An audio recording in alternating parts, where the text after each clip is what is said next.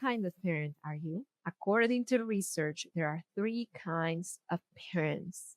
And once you understand where you fall under or what characteristics you share between two of them or the three of them, you're going to be a lot more clear on what to do to become a secure parent, to become a parent who is able to not just validate their children's feelings and help their children through their emotions, but who is assertive at addressing behaviors in a way that children learn, receive, and understand. So I'm going to walk you through the three paradigms, the three kinds of parents of parenting, and then let me know at the end if you're watching from YouTube, what kind of parenting you are providing right now and what can you do moving forward. Okay, without further ado, let's go and talk about the three kinds of parents. Hello, hello. Welcome to another episode of the Parenting with Understanding podcast. I'm so excited to bring you along with me because today we are going to break down the three kinds of parents, the three kinds of parenting according to research. And one thing that I want to say before we move on is that if you identify with one of these categories, you don't have to stay there and you are not in a box. So you might see that you share some characteristics of one kind of parent and another one, and that's okay. So we are not one size fits all kind of parent. I just want to give you that structure, what research says about the three kinds of parents or parenting, so you can have more awareness of how you are engaging with your children. And so you can work towards becoming a secure parent. Okay, so the first kind of parent is a power over parent. So what does research says about power over parenting? That's the way pretty much I grew up. That's the way that I was raised. I grew up with power over parents. So power over parents are loving parents. They are parents who care deeply about their children, and they're parents who raise their children from control, and they have fear tactics.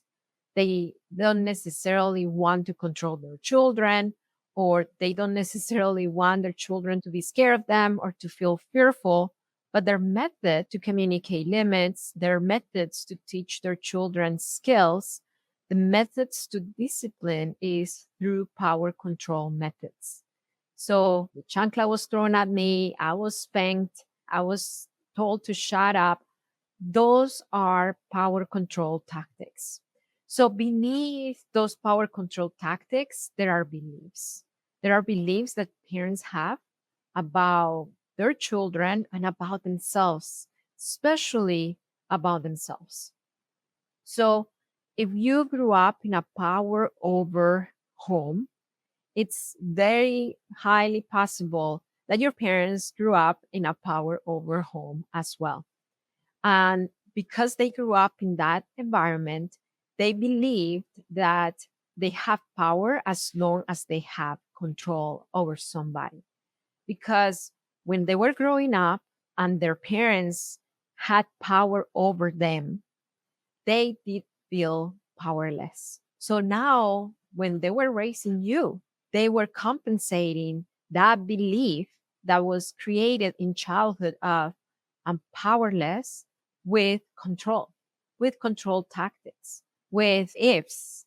If you don't do this, then this is going to happen to you. With threats, tell me that one more time, and then you're going to regret it for the rest of your life. If I brought you into this world, I can take you out as well. If you're not going to cry over something, I'm going to give you a reason to cry. Or even softer things such as, you are making me angry and you don't want to see me angry. Do you want to see me angry? All those things are power over tactics that are really rooted in a belief that I only feel empowered when I have control over you. So if you grew up in a power over house, Right now, possibly you are wrestling against that. You are wrestling against. It's so hard to do collaborative discipline with my children because they won't listen unless I yell. Growing up, your parents, your caregivers possibly did not listen to you unless you yelled. And when you yelled, you did get attention, but it was a hurtful attention, meaning attention that hurt you. So there is this regret that comes after this beating up. I wonder if I'm doing okay. I wonder if like I'm screwing up my children. And it's this sense of deep guilt. So that's usually the cycle that power over parents lead. The way out, this is the beautiful thing. I was reading yesterday a book about the autistic brain, and this applies for all of us parents. Brains are elastic, meaning that there is something called neuroplasticity. What is this? That even if we raised our children all their lives in power over tactics, we can basically rewire their brain to listen to our voice without having to yell and to gain their collaboration without power over tactics. The way to do that is to show them a new pattern. And new patterns are consistent. They are not disruptive. They're not up and down. Sometimes yes, sometimes no. They are consistent. That's what shows that we are a secure parent. And I get it. I've been there trying to break the cycle. I'm feeling like the things that I was learning online were not enough. A private community and coaching support was what got me out of there. Being a neurodivergent parent who I didn't really find specific answers for my needs and my children in social media. So what happened? Once I started getting that tailored support, things started to change. And if you know that you need more, you know that you need more, then I have an invitation for you. So we have a workshop called How to Correct Any Behavior from Any Child Workshop. And in this workshop is more than talking about the kids, it's talking about how we engage our children when they have behaviors. So the way that we show up influences the way that they show up. This workshop has been taken for thousands of parents. And let me tell you, the DMs, the messages that I get almost on the daily are amazing. So if you want to access this workshop, all you have to do is open the description of this podcast episode and it's there. So let's continue. Let's continue. So that's the power over dynamic. The power over dynamic is based in control. The parents have a limiting belief that they are only empowered when they are in control over their children, and they view their children as somebody they need to mold, they need to shape, they need to raise in children. There is a belief in this paradigm that children need to submit and mold to their parents' expectations. So that's the power over parenting. So let's move on to the next kind of parent, according to research. This is a power under parent. A power under parent is a parent who loves their children, who validates their children's feelings, who understands their children's needs. It is a gentle parent. A power under parent, it is a gentle parent, but it is a permissive, gentle parent because this parent struggles to set clear boundaries, struggles to use their voice and voice their needs and feelings. So when they see, let's just say they see their children fighting, instead of assertively walking their children through conflict resolution, they might say things like, I don't know how to help you guys. Figure it out. Or like, I'm over all this. When are you going to stop fighting? So this parent is not punishing. This parent is not neglectful. It's just a parent that doesn't know how to engage their children assertively. So they use weak language, language that really doesn't take the child anywhere. It is a parent that struggles to use their voice.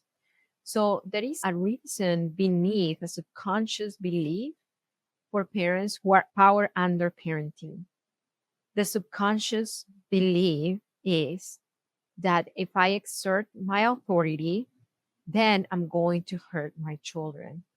And these parents usually grew up in a very authoritarian home or in a power under home.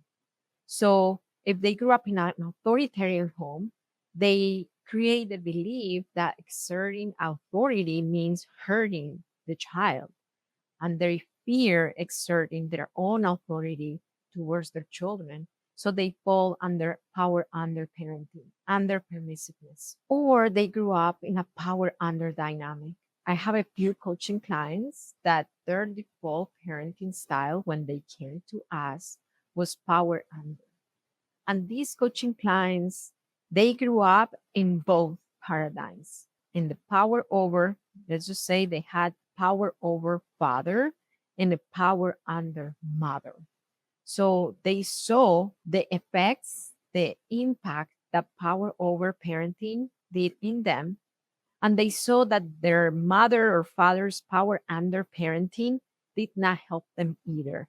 So they're kind of in the middle. They want to exert authority, they want to have that authority, but they don't know how without hurting their kids. So I've helped those kind of parents. And by the way, I raise my hand on that one as well, because I grew up in a power over, power under parenting. My father was power under, and then my mom was power over. So that's the power under paradigm. They are loving parents. They validate feelings. They are gentle parents, but they're not assertive.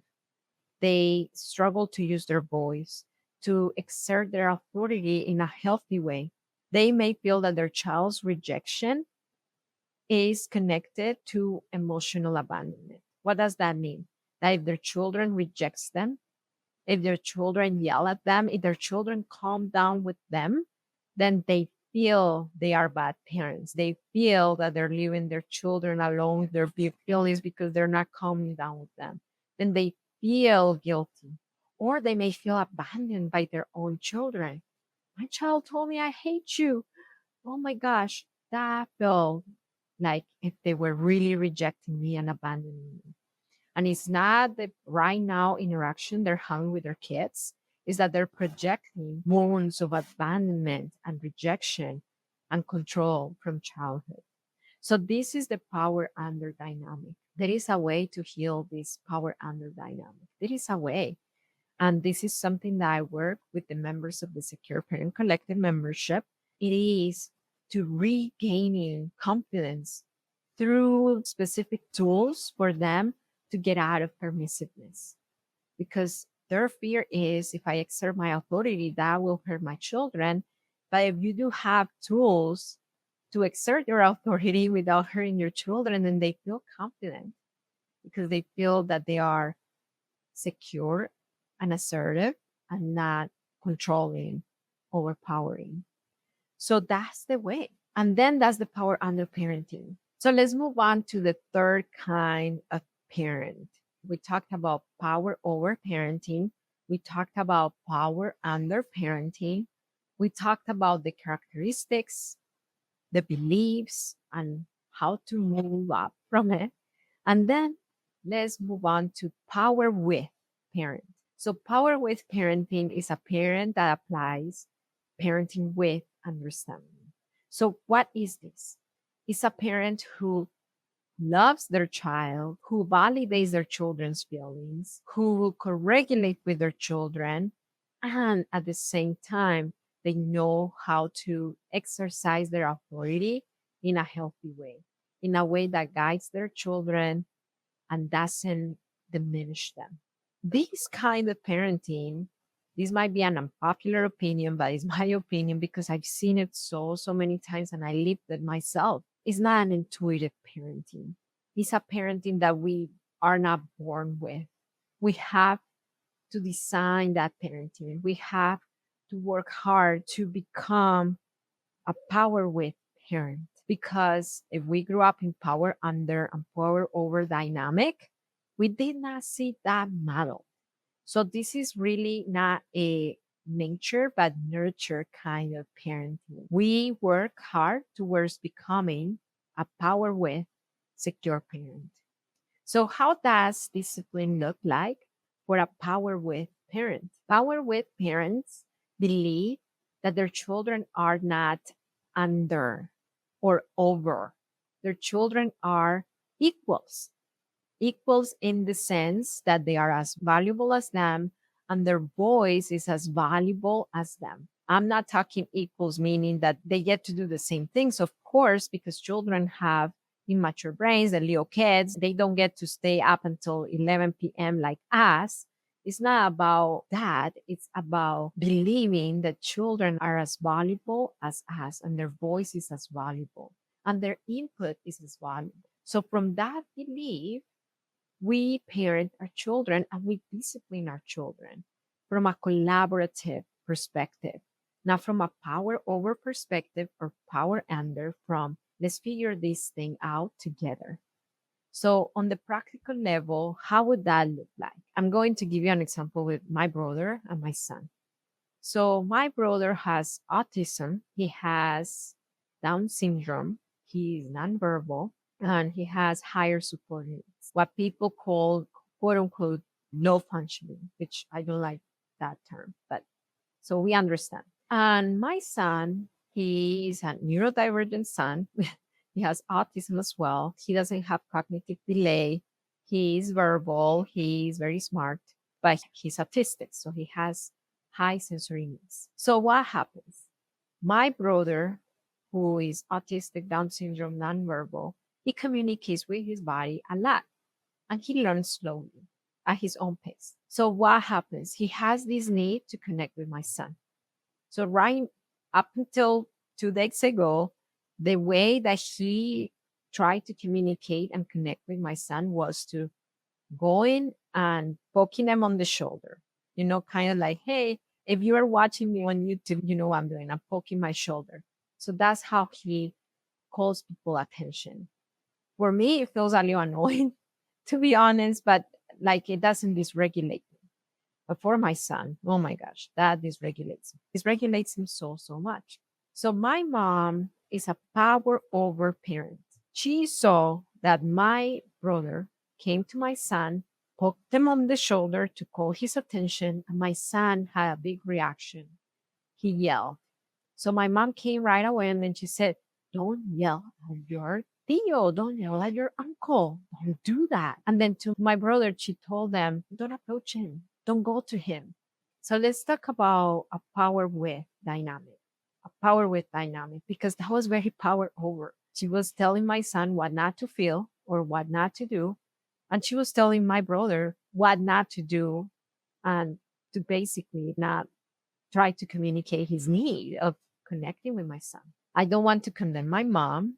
She doesn't have a parenting education and it's okay. She's learning. So, what happened?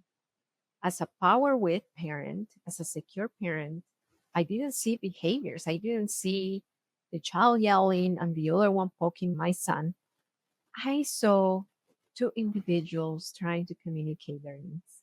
I saw my brother communicating his need for connection the way he knows, and I saw my son communicating his need for distance, his sensory needs the way he knows. So I told my mom, what's the power with approach? The understanding of their needs and help them, guide them in a collaborative way so both of their needs are met. I said, Mom, telling my brother, don't approach him, don't go to him, it's not fair to him because he wants to connect with his nephew. And telling my son, stop yelling, is not fair to him because his nervous system is really triggered. So, how can we help them meet both of their needs? So, this is the power with approach that we took. We started training my brother on a different way of approaching my son.